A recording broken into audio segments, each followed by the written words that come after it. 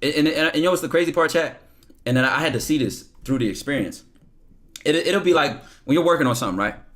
You feel like you got worse, and then the next day you wake up better. Like it's the crazy. I only seen it like twice, where like I'm playing. Specifically, I remember when I was working on that Jimi Hendrix riff. Now I can do that riff in my sleep, but like if I like this shit is hard to do. Like it's a very very tough journey to do. And mind you, what I had to do with it is do it 100 times, and I only counted if I did it successfully, right? And if I play the riff, right, just listen.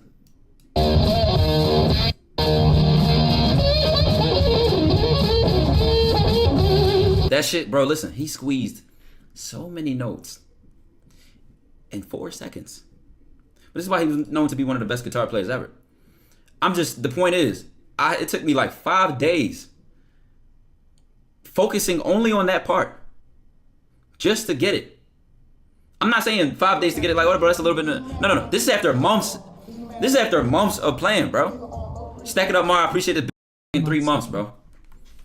Ayo, and it probably felt like you were going nowhere at the time. I'm telling you, it's the craziest shit ever. It's like, yo, I felt like I got worse going to sleep that night, but I toughened through that and still kept going, still kept getting through the frustration. And I woke up 10 times better the next day. It's crazy. My social anxiety is very bad. Like, not even just talking, because your comfort zone is small, bro. Talking to girls, I'm talking like having a normal conversation. Like, I struggle trying to build a connection with people. Can you at least point me in the direction of experience? Your comfort zone is tiny. It's probably the size of a period in a sentence. Me and you can be next to each other. And I feel zero anxiety. And your anxiety is making you have a panic attack damn near. And that's because of how you see the world and how I see the world.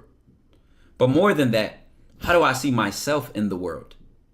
Right? There's something that people call imposter syndrome. And it's when someone is, let's say you get a new job or you're in a place and you feel like you don't belong there.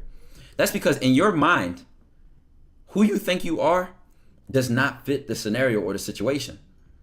Meanwhile, somebody else is in that same situation, arrogant and confident, or fuck arrogance, but let's just say confident and firm and stable, and they just feel very sure of themselves.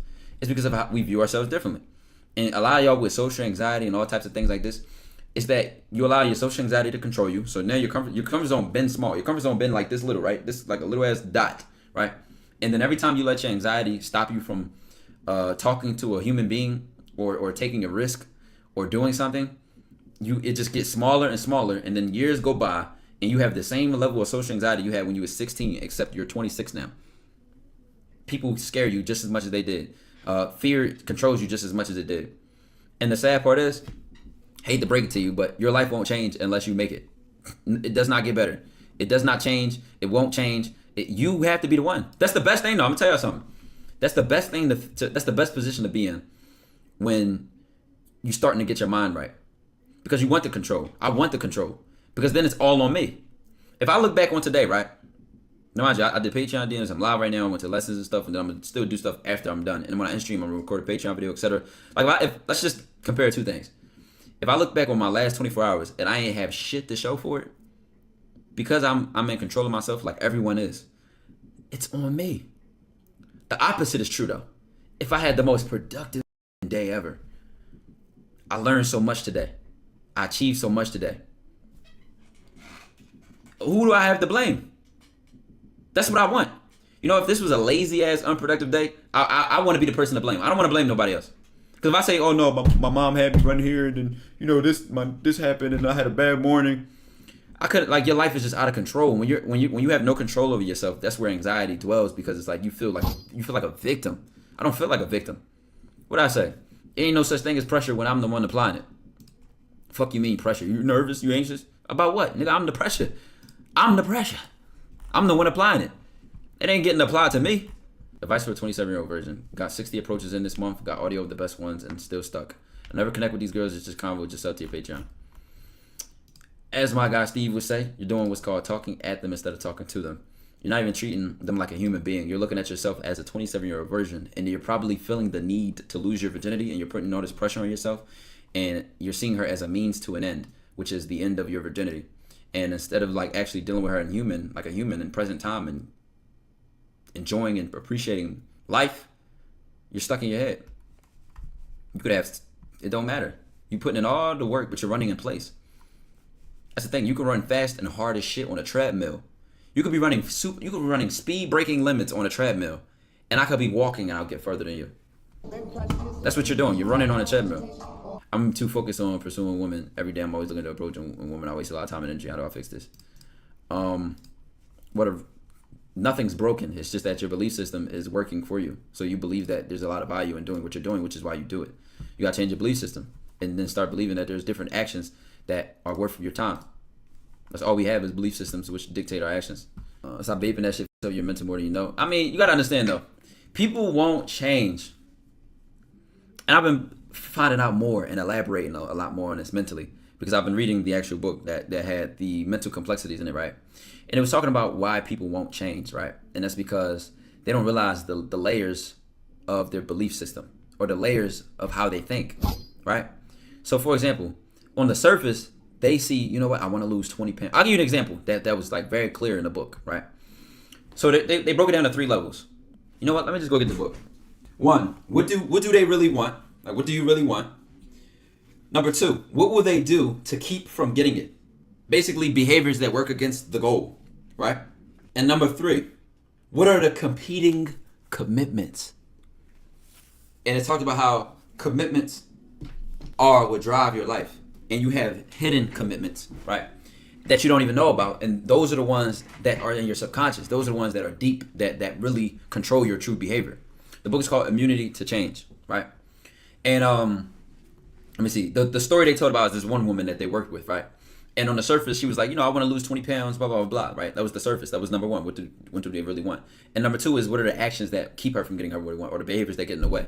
And it was like eating, dieting, blah, blah, like dumbass shit like that, right? And it was like most people, they won't change just based on wanting to change or knowing they need to. Even if your doctor told you you're going to die if you don't stop doing this, most people won't change.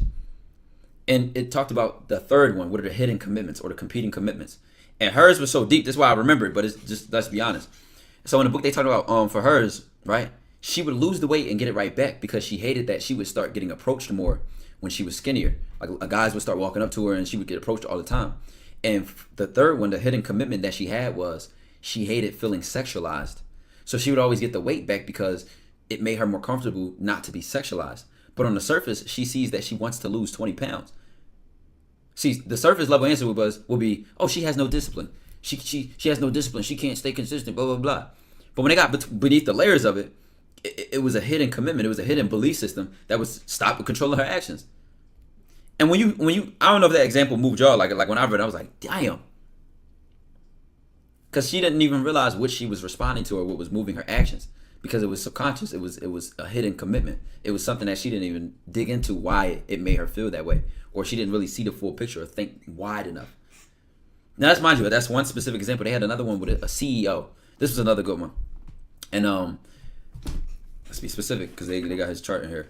They had one with a guy that struggled to be assertive, but it was like pretty obvious. Where's the CEO one? So a couple of his goals, his commitments were be more receptive to new ideas, be more flexible in my responses, especially regarding new definitions of roles and responsibilities. Be more open to delegating and supporting new lines of authority, right?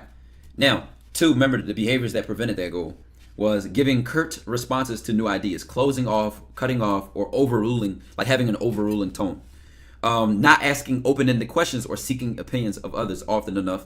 Communicating to others too much / too frequently what they need to do, what they need to touch back to me, or that they need to touch back to me. Number 3, being too quick to give an opinion when that may not be what people are asking for. Now, right, okay, I want to be more open-minded, but these are the behaviors I keep doing, right? So it's like somebody would say, oh, he just is arrogant, he has no self-control, he's just an asshole, blah, blah, blah. But guess what, right? The hidden commitments were to have things done my way, obviously, to experience myself as having a direct impact. So this is where the ego is involved. Number 3, to feel the pride of ownership of how we do things. That is, see my stamp. I thought that was more interesting. But especially this 4th one, to preserve my sense of myself as the super problem solver, the one who knows best, the one who is in control. So that's what ultimately kept him staying the same, is because he had this sense of self, which is that he must be in control. He must know what he's talking about. Why? Because this is the same sense of self that has made the company so successful. But it's now to be something different, to produce a different result, or to evolve from, the version of himself that got him this far. He must now give up on what has worked so well to protect him or to benefit him, So the hidden commitment is usually the level of the self that is limiting the most, but it feels so protective of us. It feels so dear to us because we think it has been good for us in some way. But you have to recognize that that way doesn't benefit you anymore, and then now start planning. And now I'm still reading through the book and what they're saying to suggest, but my mind already gets to thinking. My mind already gets to going and going and going.